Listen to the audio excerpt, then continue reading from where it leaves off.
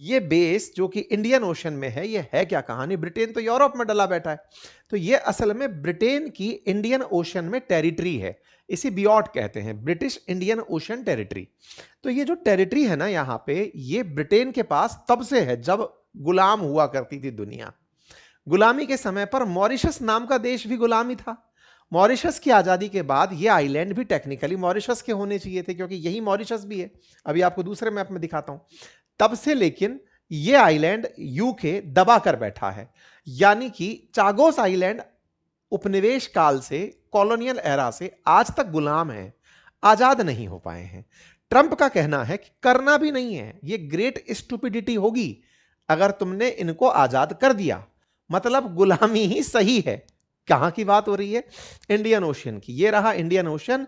India के दक्षिण की तरफ जब आप चलेंगे तो यहां पर आपको चागोस आइलैंड दिखाई देते हैं, जो मॉरिशस से 2000 किलोमीटर की दूरी पर हैं। बीच समुंदर में आइलैंड्स हैं। इन आइलैंड्स को लेकर के ट्रंप का कहना है कि यदि यूके इन्हें मॉरिशस को देता है तो यह उसकी कमजोरी की निशानी बनेगा। यानी इनकी तो ताकत की निशानी है ग्रीनलैंड कब्जा लेना, और इनके पास जो पहले से कब्जाई हुई जगह है उसे छोड़ देना यूके के लिए स्टूपिडिटी भरा आइडिया होगा, मूर्खतापूर्ण निर्णय होगा। साहब, तो इसका मतलब कुछ तो ऐसा है जो अमेरिका के इंटरेस्ट से जुड़ा है, और कुछ तो ऐसा है जिसकी कहानी जाननी जरूरी है। तो मेरे प्यारे साथियों, चागोस आइलैंड 60 वर्ग किलोमीटर का एक क्षेत्र है, जहां 60 छोटे छोटे से आइलैंड्स हैं। इनमें से सबसे बड़ा जो आइलैंड है उसका नाम डियागो गार्सिया है। एक बार राजस्थान एडमिनिस्ट्रेटिव सर्विसेज में पूछा जा चुका है डियागो गार्सिया, बस लिखकर छोड़ दिया। जानकारी थी करंट पढ़ने वालों को तो वो लिख कर आ गए थे। पहले ये फ्रांसीसी आइलैंड हुआ करता था, लेकिन 1814 से ये ब्रिटेन के अंडर में रहा, और 1965 के बाद में ये ब्रिटिश इंडियन ओशियन टेरिटरी के रूप में रिकॉग्नाइज हुआ। आपको ध्यान हो तो पहले यूरोपियंस के लिए समुद्र में आइलैंड्स ही सबसे बड़ी ताकत के सोर्स हुआ करते थे। उनका मानना था कि दुनिया के देशों पर कब्जा आइलैंड्स और समुद्र के थ्रू होता है। समुद्र पे जिसका राज है वो दुनिया पर राज करता है। आज जैसे कहते हैं ना, जिसका आसमान में राज है वो दुनिया पर राज करता है। एयरफोर्स जिसकी जितनी स्ट्रेंथ है, ऐसे ही पहले समुद्र में जिसकी जितनी ताकत है वो उतना ही पावरफुल कंट्री माना जाता था। 1968 में जब मॉरिशस को स्वतंत्रता मिली, तब चागोस ब्रिटेन के पास ही रहा, और ब्रिटेन ने इस पर अपनी सेना की टुकड़ी हमेशा तैनात रखी।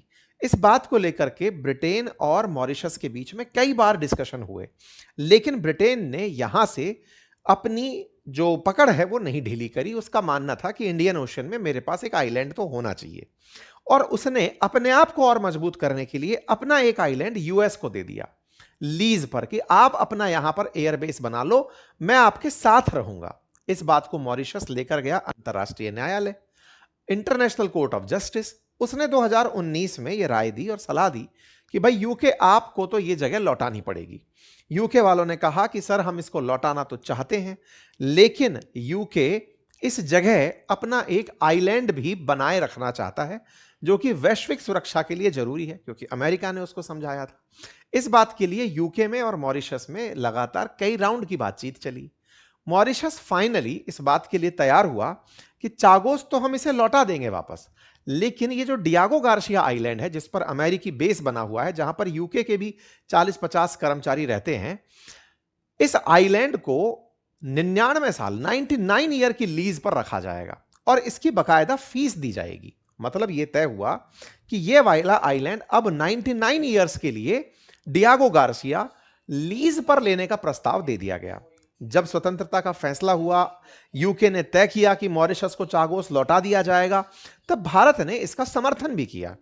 भारत के प्रधानमंत्री ने, भारत के विदेश मंत्री ने कि यह बहुत अच्छा हुआ, दुनिया में कोई भी देश गुलाम नहीं होना चाहिए, सबको स्वतंत्रता का अधिकार है, और भारत इसी क्रम में यहां की स्वतंत्रता का पक्षधर बना रहा। भारत ने मॉरिशस की संप्रभुता को लेकर चागोस के अंदर अपनी सिक्योरिटी टाइज को लेकर के अपना रुख स्पष्ट किया कि भाई हम चाहते हैं कि मॉरिशस पूरी तरह से आजाद रहे और चागोस द्वीप उसके साथ रहें।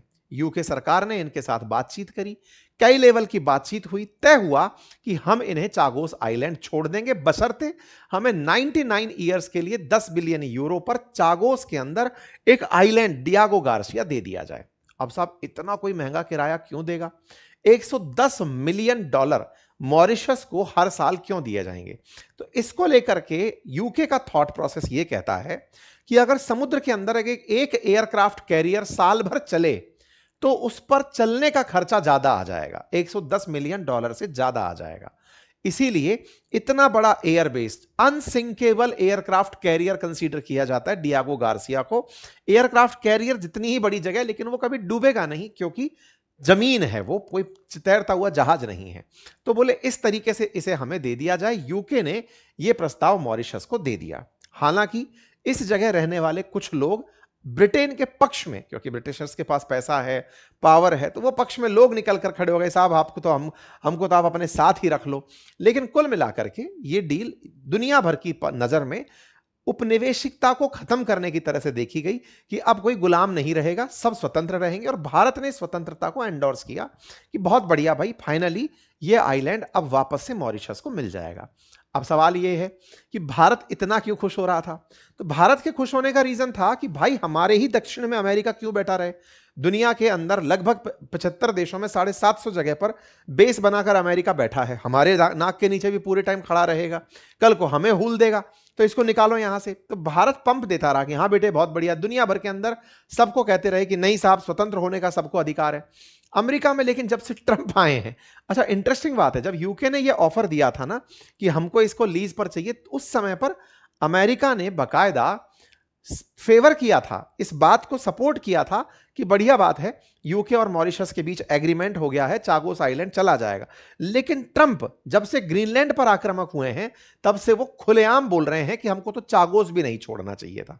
चागोस छोड़ना भी यूके की कमजोरी कंसीडर किया जाएगा, और चूंकि यूएस बेस वहां पर है तो छोड़ना क्यों, हमारा कोई क्या ही बिगाड़ लेगा। वास्तविकता भी है, मॉरिशस जाकर युद्ध तो करने से रहा, ट्रंप वैसे ही यूएन के बहुत से संगठन छोड़ चुके हैं, तो कोई उस पर प्रतिबंध लगाने से रहा।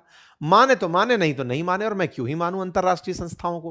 ट्रंप आजकल उस मूड में चल रहे हैं, तो मतलब यह है कि वो अपना 10 बिलियन यूरो भी बचाने के मूड में है, वो यूके के माध्यम से वो पैसा नहीं देना चाहते। तो आपके दिमाग में आएगा आज की स्थिति क्या है। यूके को इन्होंने कह तो दिया भला बुरा, आज ये किसके पास है? मॉरिशस के पास है, यूके के पास है, यूएस के पास है। कहानी क्या है? आज की स्थिति यह है कि यूके की पार्लियामेंट में इस बिल पर बहस होना और इस पर साइन होना बाकी है कि क्या यह चागोस वापस मॉरिशस को दे दिया जाए। अभी बस वो पेंडिंग है। ऐसे में जब ट्रंप अपनी इच्छा जाहिर कर चुके हैं कि यह नहीं दिया जाना चाहिए, तो यूके की संसद में भी शायद ही जाएगा। यह संभव तो लग मुझे भी नहीं रहा है। कुल मिलाकर हो सकता है कि यह द्वीप अमेरिका के पक्ष में ही रह जाए, क्योंकि अमेरिका के लिए यह बहुत एम है, क्योंकि यहां से वो ईरान, इराक, सीरिया और यमन जैसे देशों पर नियंत्रण रख सकता है, हिंद महासागर में लगातार निगरानी बना के रख सकता है। चाइना जो लगातार इंडियन ओशियन में अपनी रीच बढ़ा रहा है, उसको वो पूरी तरह से काउंटर कर सकता है। ऑलरेडी 1700 अमेरिकी सैनिक यहां पर तैनात रहते हैं। कुछ इस प्रकार से यहां पर अमेरिकी एयरबेस चल रहा है। अब सवाल यह बनता है, ब्रिटेन और अमेरिका का जो तर्क है कि यहां पर चाइना आ जाएगा, उसकी क्या कहानी है। देखो असल में क्या है ना, डियागो गार्सिया अगर आप ध्यान से देखें, जिस पर यूके यूएस टिके हुए हैं, इनका चीनी डर सही है। चाइना वाले इंडियन ओशियन में यह कहकर के कि यहां पर समुद्री लुटेरे बहुत हैं, ऐसा कहते हुए कई जगह पर अपने बेसिस बना चुके हैं। चाइना ने लगातार स्ट्रिंग ऑफ पर्ल के माध्यम से अपनी एक पॉलिसी बनाई है कि भारत को घेरते घेरते वो सब तरफ, हमारे चारों तरफ एयर बेस बनाता जा रहा है, नेवल बेस बनाता जा रहा है। इंडियन ओशन में वो अपनी पकड़ मजबूत चाहता है। अगर यूके यहां से निकलता है तो चीन इस जगह को खा जाएगा, ये सत्य है। क्योंकि मॉरिशस ने 14.8 लाख करोड़ का जो कर्ज रखा था, उसमें से हाल ही में 45 करोड़ का जो कर्ज है वो चाइना ने उसका माफ किया है। यूके यूएस का डर यह है कि हमारे निकलते ही बने बनाए बेस को चाइना वाले स्ट्रिंग ऑफ पल्स के तहत टारगेट कर लेंगे, जो कि कुछ हद तक सही भी है। जिबूती में 2000 चीनी सैनिक बैठे हुए हैं, ग्वादार इनके पास है, मालदीव्स का मराओ इनके पास है, हम्बन टोटा इनके पास है, चिटागोंग के अंदर चाइनीज बैठे हुए हैं। तो चारों तरफ से भारत के इन्होंने फील्डिंग लगा रखी है। भारत भी इसके एवज में मतलब अपोजिशन में काम कर रहा है। भारत को भी इंडो पैसिफिक में अपनी पावर चाहिए, सागर पॉलिसी उसकी प्रॉपर तरीके से काम करे, ये चाहता है इंडिया। इसी के चलते हम मालदीव्स हो या मॉरिशस हो, इनके साथ लगातार संपर्क में हैं। हम वियतनाम, फिलीपींस, इंडोनेशिया, इन सब के साथ नेकलेस ऑफ डायमंड की बात करते हैं कि हम चाइना को चारों तरफ से घेर के चलेंगे। कुल मिलाकर इंडियन ओशन में भारत नहीं चाहता कि चाइना एंट्री करे, भारत और यूके यूएस नहीं चाहते कि चाइना एंट्री करे। तो कुल मिलाकर के ये एक ऐसा विषय है कि अगर हमने छोड़ दिया तो कोई और ले लेगा, और भारत इतना ज्यादा पावरफुल भी नहीं है कि ऐसे में अगर लड़ाई हो रही हो तो कहे कि सुनो मॉरिशस वालों, सबको छोड़ो हमें दे दो, क्योंकि यहां पावर गेम चल रहा है और अमेरिका जिस पावर गेम को शो कर रहा है वहां बाकी तो लगभग सभी देश चुप बैठे हैं, सब देख ही रहे हैं। भारत बस नैतिकता के साथ उनको पाठ जरूर पढ़ा रहा है कि बेटा आजादी पर तुम्हारा अधिकार है। अब देखना होगा कि यहां से आगे क्या होता है। फिलहाल के लिए इतना ही है। यूके अपनी तरफ से चागोस आइलैंड को चाइना से तो बचाना चाहेगा, जिस तरह से अमेरिका ग्रीनलैंड को लेकर बात कर रहा था, यूके चाइना को लेकर के बात करेगा।